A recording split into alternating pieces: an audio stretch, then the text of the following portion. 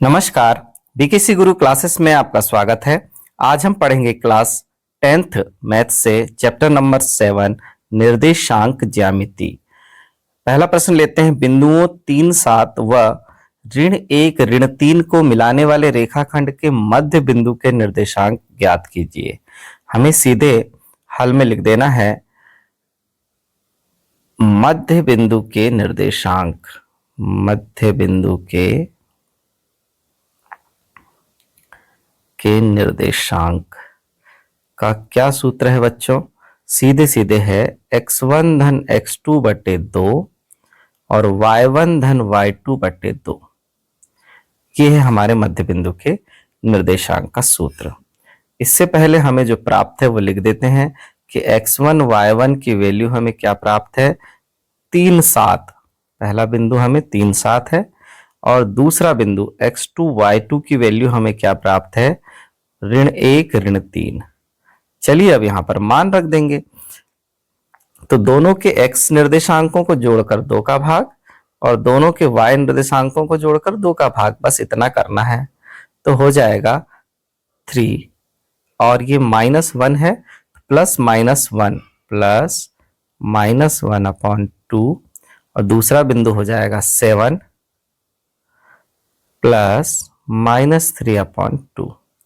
अब हमें पता है कि प्लस और माइनस दोनों चिन्ह मिलकर माइनस हो जाते हैं गुणा में, तो ये हो जाएगा 3 - 1/2 और ये हो जाएगा 7 - 3/2। तो सीधे हो जाएगा 2/2 और यहां पर हो जाएगा 4/2, जिसे काट कर लिख देंगे 1, 2। ये हैं हमारे मध्य बिंदु के निर्देशांक बच्चों। अब आते हैं दूसरे प्रश्न पर। बिंदुओं ए बी एवं ऋण ऋण बी के बीच की दूरी ज्ञात कीजिए। इन दोनों बिंदुओं के बीच की दूरी हमें ज्ञात करना है, तो हम कर लेते हैं हल। यहां पर देखिए, दोनों बिंदुओं के बीच की दूरी हमें ज्ञात करना है। तो पहला बिंदु क्या है? x1 y1 बराबर ए बी और दूसरा बिंदु क्या है? x2 y2 बराबर ऋण ऋण बी। आप यहां बिंदु का नाम भी दे सकते हैं, बिंदु का नाम पी क्यू इस तरह से दे सकते हैं। अब इन दोनों के बीच की दूरी तो लिख देंगे, यहां पर यदि आपने पी दे दिया, यहां पर क्यू दे दिया, तो लिख देंगे दूरी पी क्यू बराबर क्या हो जाएगा? √x2 - x1 पूरे का वर्ग धन y2 - y1 पूरे का वर्ग। अब रख दीजिए मान, तो क्या हो जाएगा? देखिए, √x2 - x1, तो x2 के स्थान पर कौन है? ऋण a है। ऋण a माइनस a पूरे का स्क्वायर, फिर y2 कौन है? ऋण b माइनस ये वाला b पूरे का वर्ग। अब हमें पता चला कि ऋण a और ऋण a मिलकर ऋण 2a हो गया, उसका वर्ग। ऋण b और ऋण b मिलकर ऋण 2b हो गया, पूरे का वर्ग। ऋणात्मक संख्या का वर्ग भी धनात्मक होता है, इसलिए हो जाएगा ऋण 2 का वर्ग 4a वर्ग, फिर धन 4b वर्ग। अब हम इन दोनों में से 4 को कॉमन ले लेंगे, a वर्ग धन b वर्ग। अब 4 का तो हमें पता है वर्गमूल, इसलिए बाहर आ जाएगा, तो √a² + b²। ये हमारा आंसर आ जाएगा, दूरी पी क्यू का मान आ जाएगा बच्चों। तीसरा प्रश्न है, x अक्ष पर एक ऐसा बिंदु ज्ञात कीजिए जो बिंदुओं a 2-5 और b ऋण 2-9 से समदूरस्थ है। अब देखिए, यहां पर हम ले लेते हैं हल। तो माना बिंदु a 2-5 एवं b ऋण 2-9 से समदूरस्थ बिंदु x0 है। क्यों है? क्योंकि x अक्ष पर y निर्देशांक 0 होता है बच्चों। अब हमें दोनों के बीच की दूरी को लिख देना है। सी एक्स 0 है तो बिंदु प्रश्नानुसार लिख देंगे, प्रश्नानुसार। प्रश्न कह रहा है समदूरस्थ हैं, तो बिंदु ए सी किसके बराबर हो जाएगा, बिंदु बी सी के बराबर हो जाएगा। अब दोनों के बीच की दूरी हम लगा देंगे, x माइनस टू पूरे का स्क्वायर प्लस 0। अब बाद वाले बिंदु में यदि माइनस होता है तो हमें सीधे उसे प्लस कर देना होता है, 0 प्लस 5 पूरे का स्क्वायर। ऐसे ही यहां पर देखिए x प्लस 2 पूरे का स्क्वायर। ये देखिए बाद वाले में माइनस है तो दो बार माइनस हम लगाते हैं ना, x माइनस 2 पूरे का स्क्वायर, तो वो हो जाता है x प्लस 2 पूरे का स्क्वायर। ये ध्यान रखना है बच्चों अपने को। फिर अगला बिंदु हो जाएगा प्लस 0 माइनस 9 पूरे का स्क्वायर। दोनों का स्क्वायर रूट हट जाएगा, सीधे हो जाएगा x माइनस 2 पूरे का स्क्वायर प्लस 5 का स्क्वायर। फिर यहां भी हो जाएगा x प्लस 2 पूरे का स्क्वायर और ये माइनस 9 का स्क्वायर। अब इसे हम हल कर देंगे तो एक्स स्क्वायर प्लस और माइनस 2ab तो 4x प्लस वाई मतलब बी स्क्वायर यानी 2 का वर्ग, तो यहां हो जाएगा 4। फिर ये हो गया 25। फिर यहां भी a स्क्वायर यानी एक्स स्क्वायर प्लस 2ab यानी 4x प्लस बी स्क्वायर यानी 4, माइनस 9 का स्क्वायर हो गया 81। अब दोनों पक्षों से एक्स स्क्वायर कैंसिल हो जाएगा। अब यहां पर हम 4x है तो 4x को इस तरफ ले आते हैं, क्या हो जाएगा माइनस 4x पहले से था फिर माइनस 4x हो गया, और ये 81 है और ये 29, 81 और 4 मिलकर 85 है पहले से उस तरफ, और ये 29 और 4 25 और 4 मिलकर 29 उस तरफ चले जाएंगे बच्चों। ये माइनस 8x बराबर हो गया 56। तो माइनस 8 उस तरफ पक्षांतर हो जाएगा, 56 अपॉन माइनस 8 तो माइनस 7 आ जाएगा। तो आंसर आ जाएगा x अक्ष पर बिंदु C के निर्देशांक क्या हो जाएंगे -7 हैं। ये हमारा आंसर हो गया बच्चों। अब आगे देखते हैं प्रश्न नंबर 4। x और y में एक संबंध ज्ञात कीजिए ताकि बिंदु x y बिंदुओं 7 1 और 3 5 से समदूरस्थ है। तो दोनों से समदूरस्थ है तो हल करते हैं। हल बिंदु x y बिंदु 7 1 एवं 3 5 से समदूरस्थ है। ये C ले लेते हैं और इसको A और B ले लेते हैं। अतः प्रश्नानुसार क्या हो जाएगा, AC बराबर BC। तो देखिए x AC C के निर्देशांक में से A के निर्देशांक, फिर से वही बात आ जाएगी अंडर रूट x माइनस 7 पूरे का स्क्वायर प्लस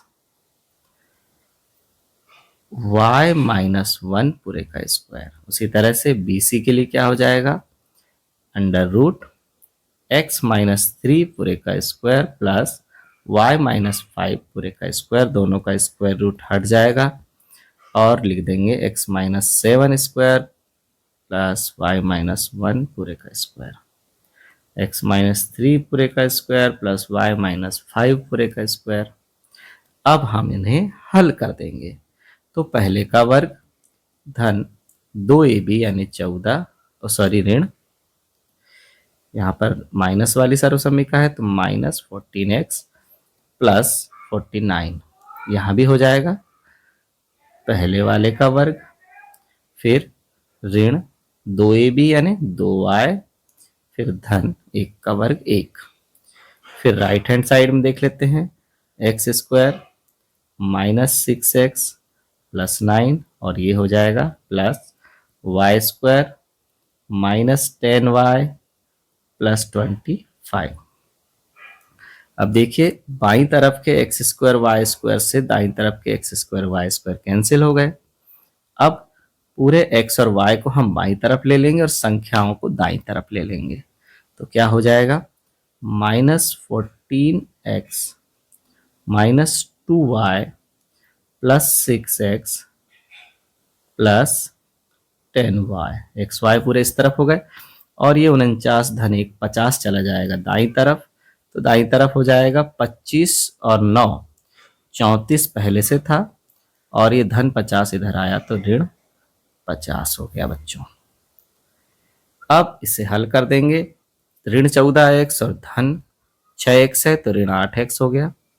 फिर यहाँ पर 10y में से 2y गए तो धन 8y हो गया बराबर यहाँ पर बच जाएगा ऋण 16। तो दोनों पक्षों से ऋण 8 को कॉमन ले लेंगे। यहां से ले लीजिए पहले ऋण 8, तो ये हो जाएगा x ऋण y बराबर ऋण 16। ऋण 8 का पक्षांतर कर देंगे तो x ऋण y बराबर ऋण 16 बटे ऋण 8, तो बचेगा 2। अभीष्ट संबंध हमें क्या प्राप्त हुआ, x ऋण y बराबर 2। पांचवा महत्वपूर्ण प्रश्न ले लेते हैं।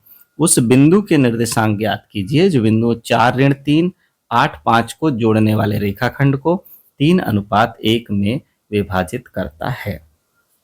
तो देखिए हमें हल में लिख देना है ज्ञात है क्या ज्ञात है या दिया है लिख सकते हैं।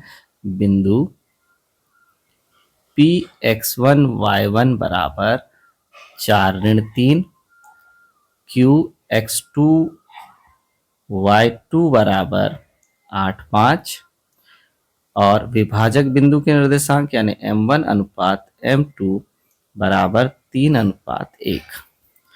माना विभाजक बिंदु के निर्देशांक mxy हैं। चलिए तो क्या हो जाएगा, पहला विभाजक बिंदु निकल जाएगा बच्चों x बराबर, सूत्र है हमारे पास x बराबर m1 x2 plus m2 x1 बटे m1 धन m2। तो क्या कर देंगे, देखिए m1 का मान कितना है, यहाँ पर 3 है, x2 का मान 8 है, m2 का मान कितना है 1 है और x1 का मान 4 है और पूरे के बटे हो जाएगा 3 धन 1। इसे हल कर देंगे तो क्या हो जाएगा 8 3 24 25 26 27 28 बटे 4 और काट देंगे तो आ जाएगा 7। इसी प्रकार y के निर्देशांक निकाल लेंगे m1 y2 plus m2 y1 के बटे m1 धन m2। तो देखिए क्या हो जाएगा, m1 तो हमारे पास फिर 3 है, y2 क्या है 5 है, धन m2 हमारे पास 1 है, y1 कितना है ऋण 3 है और m1 धन m2 यानी 3 धन 1। फिर हो जाएगा 5 तिया 15, 15 में से 3 गए तो 12 और ये हो गया बटे 4, 4 तिया 12। तो हो जाएगा आंसर विभाजक बिंदु के निर्देशांक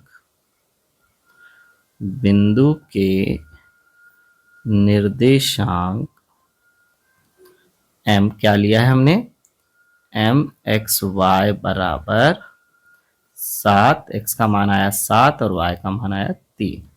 ये हमारा आंसर आ गया बच्चों। ठीक है बच्चों, अब लेते हैं हमारा छठवां महत्वपूर्ण प्रश्न। छठवां महत्वपूर्ण प्रश्न है, यदि बिंदु a b c d एक समांतर चतुर्भुज के शीर्ष इसी क्रम में हो तो p का मान ज्ञात कीजिए। चलिए मैं एक समांतर चतुर्भुज ही बना देता हूं, यहां पर ये समांतर चतुर्भुज बना दिया और बिंदु a b c d क्रम से दिए हुए हैं। a के निर्देशांक है 6 1, b के निर्देशांक है 8 2, c के निर्देशांक है 9 4 और d के निर्देशांक है p3। तो समांतर चतुर्भुज के शीर्ष हैं तो हमें P का मान ज्ञात करना है। तो P देखिए यहाँ पर B और D, तो हमें क्या पता है कि ये मध्य बिंदु जो होता है दोनों का समान होता है। ये देखिए AC और BD का मध्य बिंदु, दोनों का मध्य बिंदु कौन है? O है। जो AC का मध्य बिंदु है वही BD का मध्य बिंदु है। तो हम सबसे पहले हल में लिख देंगे, सभी बिंदु हमने लिख दिया। यदि आकृति में लिख रहे हो तो अलग से लिखने की आवश्यकता नहीं है, या फिर आपको अलग से सभी बिंदु लिखना पड़ेगा। फिर लिखना पड़ेगा विकर्ण AC का मध्य बिंदु बराबर विकर्ण BD का मध्य बिंदु। AC का मध्य बिंदु और BD का मध्य बिंदु दोनों समान हैं। अब हमें क्या पता है कि AC और BD में सभी के y निर्देशांक दिए हुए हैं, हमें केवल x निर्देशांकों की तुलना करना है ना? केवल x निर्देशांकों की तुलना करना है, फिर भी हम दोनों निर्देशांक कर लेते हैं। चलिए, AC का मध्य बिंदु क्या हो जाएगा? 6-9/2 x निर्देशांक हो गया, और 1-4/2 y निर्देशांक हो गया। ये किसके बराबर है? BD के मध्य बिंदु, यानी P-8/2 और 3-2/2 के बराबर है। अब हमें यह पता चल रहा है कि ये आ गया 15/2, 5/2, और फिर दाईं तरफ आ गया P-8/2, 5/2। अब दोनों के y निर्देशांक तो समान हैं, नीचे लिख देंगे तुलना करने पर। तुलना जब हम करेंगे तो दोनों के x निर्देशांक समान हो जाएंगे। 15/2 बराबर P-8/2, 2 से 2 कैंसिल हो जाएगा, और P बराबर हमें प्राप्त हो जाएगा 15-8, तो P बराबर हमें प्राप्त हो जाएगा 7। ये हमारा आंसर है बच्चों। चलिए, आसान है ना ये प्रश्न? तो आज का यह चैप्टर हमारा यहीं समाप्त होता है। धन्यवाद।